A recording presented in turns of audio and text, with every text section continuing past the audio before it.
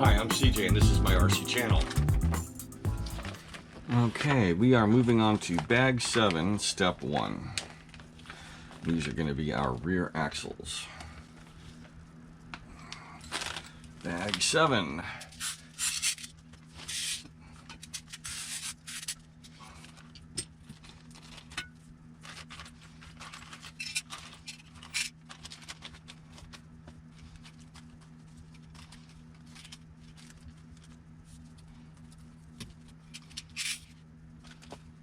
Okay, I'm going to pause for a second. I'm going to trim out all these pieces here, trim any flash, get them ready to go, and I'll pick up in a second.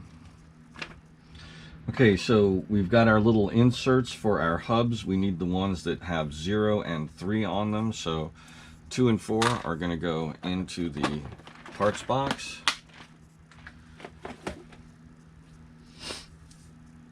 And we want 0, we want the little tab here facing upwards.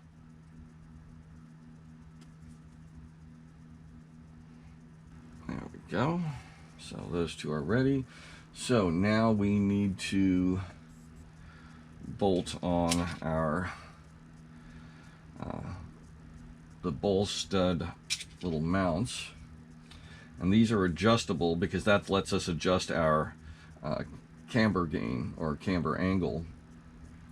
So we're going to need a little Loctite, and those face upwards, and we're going to use 2 millimeters, and that is also what our build calls for.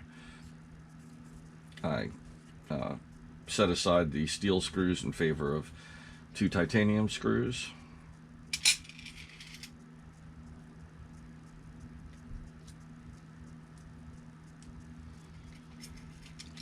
Each of these spacers is 2 millimeters, so we need 1 spacer for each side.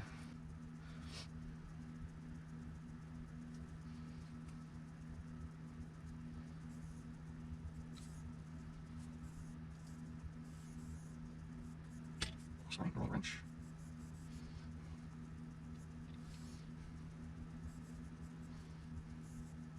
Remember, don't tighten them down overly hard. You don't want to crush anything. That's just going to change distances and change spacing. You got your Loctite in there, so that's going to be fine. Now we need also some Loctite for our ball studs, and we need a 2 millimeter spacer under each one, and that is also what our build sheet calls for.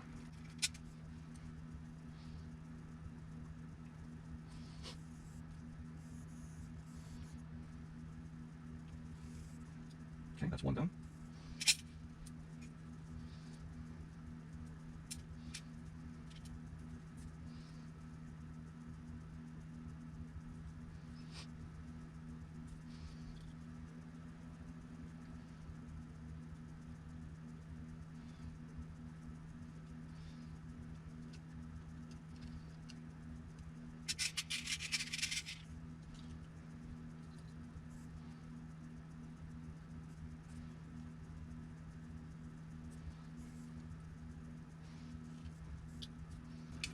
Okay, so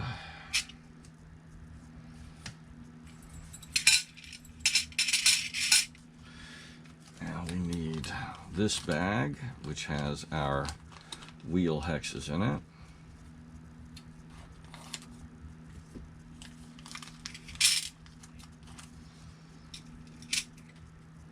And this is where we also need some black grease.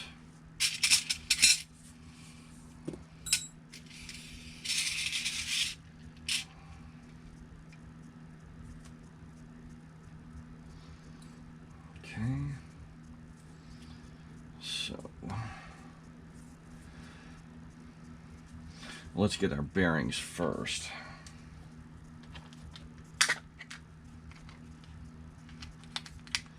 We need these 2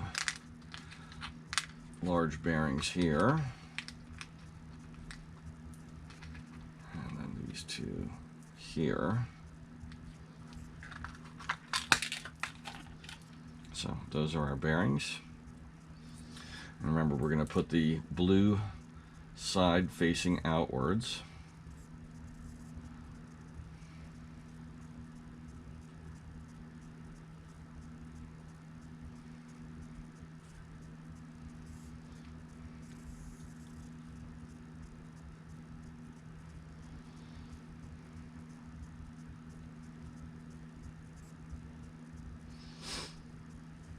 And we should prep these. So these little screws here are for our wheel hexes, and we're going to need those wheel hexes shortly, and I will explain why. The wheel hexes don't just hold the pins in this case, they also retain the axle out shaft, and we need it to be kept in position because the pins that go through the barrels here to hold our CV joints, and I really should put a little bit of Loctite on these, just a dab, because these screws are very delicate, and once the wheels are on the car they can't come off anyway, but a little bit will do.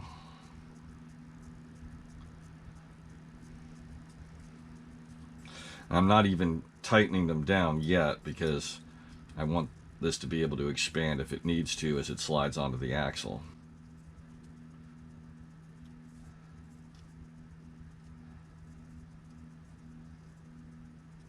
Okay, here's the logic. A lot of manufacturers used to have either a grub screw that would go down into this barrel to hold the pin in place, or they had a clip that went around the outside of this. Now what they do is they design the out shaft to drop into the bearing itself like that, and the reese of the bearing keeps the pin from escaping to either side.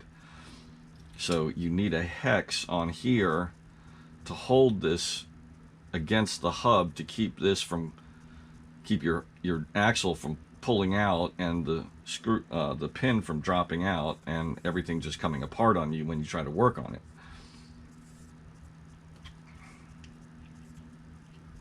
It's definitely a more efficient system for sure.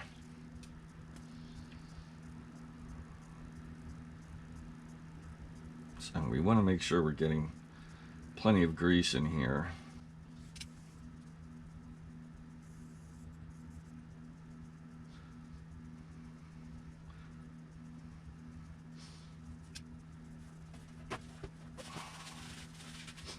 And you want the barrel to be lined up, the hole in the barrel to be lined up perpendicular to the axle shaft. And then we're going to drop our pin in. Looks like we've got one for the outside and one for the inside.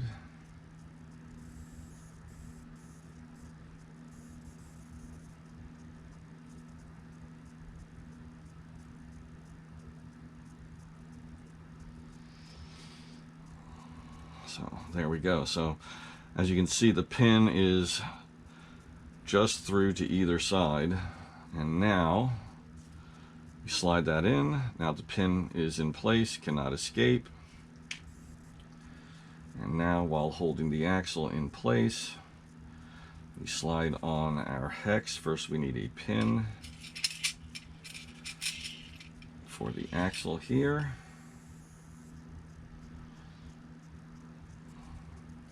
Slide on the hex, and then while holding the axle tight, or just using gravity, holding it down on here against the table, we can then tighten the little screw in our wheel hex.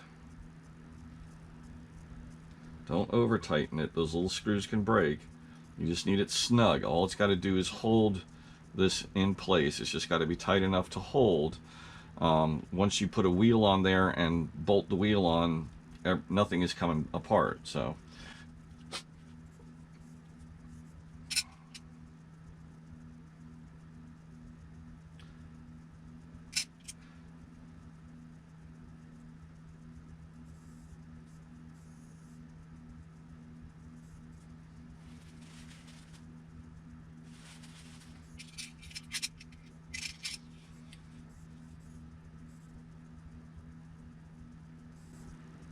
And there we go.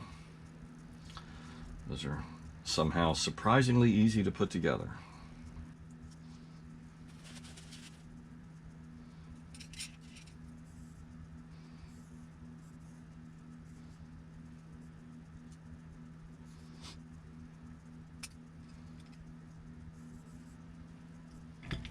Okay, axle number 2 all put together.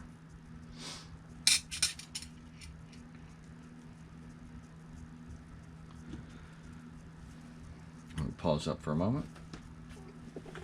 Okay, step 3, we are going to need these 2 little screws and these 2 hub axle shafts.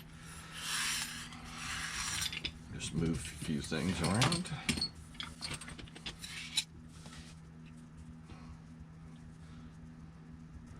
There's no left or right, and we use one of these plastic spacers on either side of our axle, or kingpin would be more accurate, and the kingpins go in from the front side.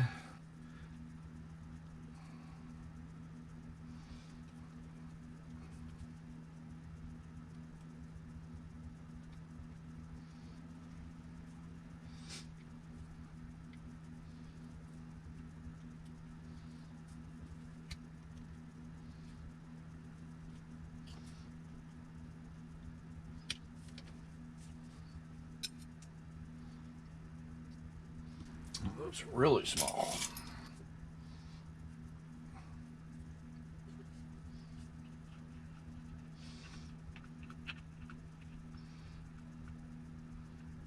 You have to tighten that down hard, it's just a retainer screw.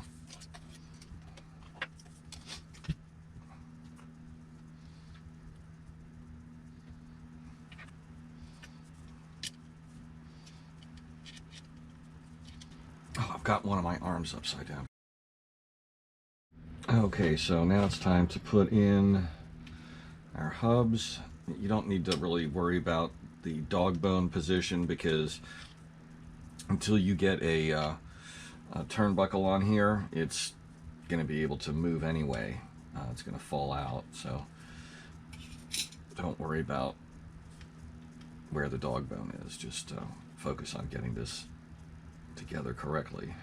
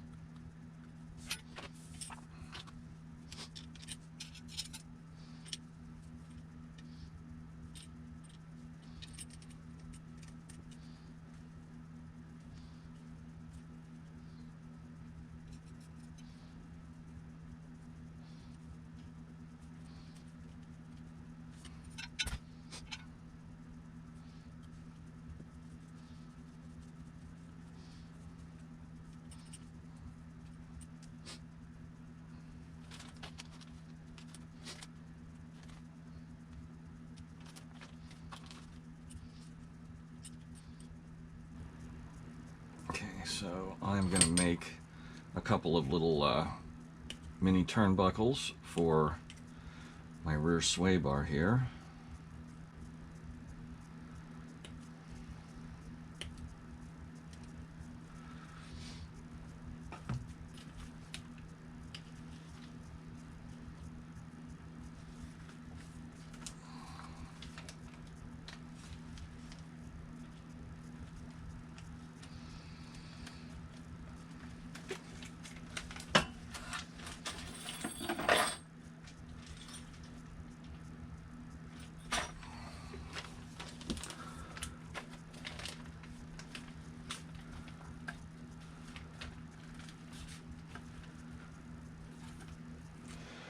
So now we are on to bag 8, step 1, which is putting together all of our turnbuckles.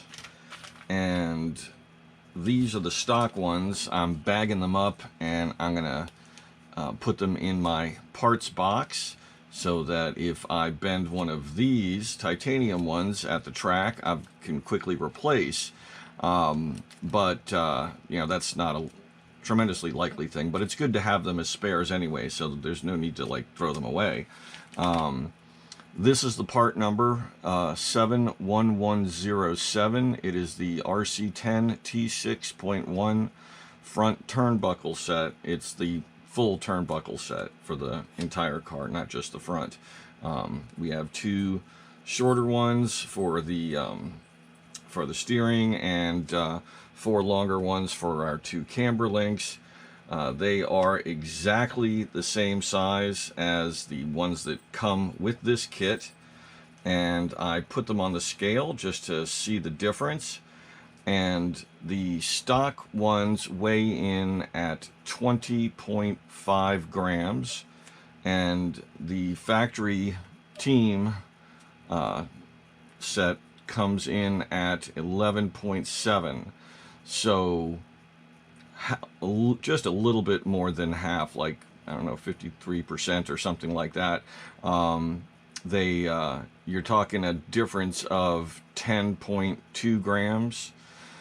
So, you know, definitely a weight savings. And yes, I know I am cutting weight in some places and adding weight to others, and that may seem confusing or wrong, but again, we have a difference between unsprung weight and sprung weight, and what those do. Also, center of gravity.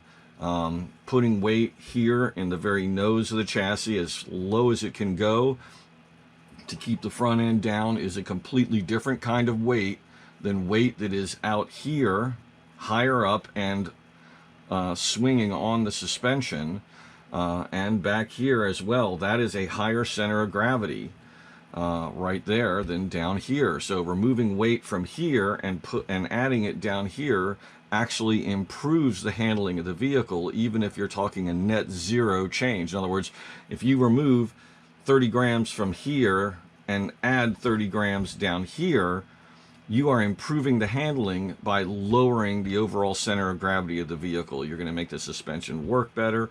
Also, if some of that weight that you're moving from up high is also unsprung weight, which it is, you are really improving the handling of the vehicle, because you're increasing the speed with which the suspension can react to bumps and terrain.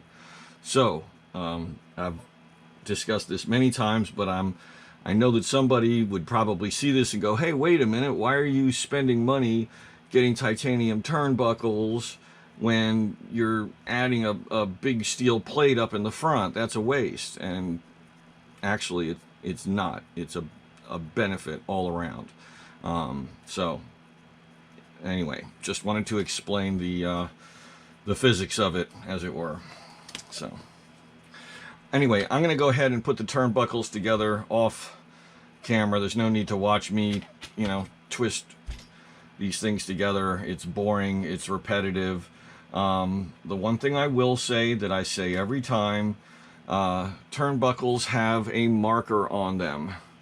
These little hatches that are cut into them. Sometimes it's a ring out here, sometimes it's cut in on the square. Almost all turnbuckles have some indicator. Sometimes it's that the adjustable piece is further out to one end or the other. Ideally, you want that facing in the same direction all the way on all of your vehicles, because that indicates the direction of turn. Which way is tightening, which way is loosening. And if all of your turnbuckles all point in the same direction, the hatch mark, I do them facing the right hand side of the car if you're facing the vehicle, which is normally the way I'm working on a vehicle. You've got it in front of you, and so I do them all facing the left side of the car, my right if I'm looking at the vehicle. It just is easy. I do all my cars like that, and that way, every single one of my cars, the turnbuckles all turn in the same direction. It's just less to worry about. Makes it faster to make adjustments. So anyway, how you do it is up to you. That's the way I do it. That's my recommendation, and I stand by it. I wanted to bring one more thing to your attention. Some parts with different manufacturers are used across multiple vehicles. Sorry, my 3D printer just kicked in again. Perfect timing. Anyway, for example, this tree might be given with a half dozen different kits, at least 2 or 3 even. It just depends. Now, a lot of cars use these angled ball sockets with the steering, and in other words, like your outer steering knuckle. In the case of the short course truck, we don't use those. We use all 12 of the straight ones. If you were building the buggy, you might use 10 of the straight ones, and then these 2 for your 2 outer turnbuckle linkages. So don't be confused that you have these extra parts at the end of the build. Follow directions, use the type that they suggest for this particular vehicle, which are all straight. So that just makes it easy for you, one less thing to deal with. Okay, just wanted to clear up why you might find extra parts that don't seem to appear in the instructions and you're not sure why you have them. So turnbuckles are together and on. They give you specific measurements for the distance between the ball cups. I never use those. What I focus on is getting the ball cups on at an equal distance at any length in particular, and then putting them on and adjusting them once they're on the car. So even if they're way longer than they need to be, once they're on the car, I can just sit there with the turnbuckle wrench and adjust them as I need to, because regardless of what they tell you the number is, the ultimate number you're going to need is going to be different, because once you put wheels on this, or if you put this on a proper tuning board with the uprights and you're measuring your camber, that number is not going to be the same as it is in the instructions. It's going to be something unique to your vehicle. So you don't really need to worry about making them, 73 millimeters or whatever. Just make sure that you have the same amount of threads inside each of the ball cups, so you don't have, one that's a 1/4 inch on and one that's a 1/2 inch on. And you can do that easy enough by eye, just making sure that you've got, the same amount of threads showing at both ends. Snap them on. I just adjusted them by eye to make sure that front and rear axles were more or less level, because ultimately that's something that I'm gonna, change and adjust on a tuning board with the proper tools to measure those angles. Trying to do it by eye or do it by a measurement is just not going to give you the result you're ultimately going to need for your first run. So, as you guys wish, do what works for you. So now I'm going to bypass the shock absorbers, because I will show you how to assemble one of the shocks, and I'll talk about what I'm specifically doing to the shocks. That's going to be a little more in depth, so I'll go over that in a separate video, and let's just move right on to step 10. Actually, before we're going to move on to, we're in bag 10. Let's do step 2 and attach the motor.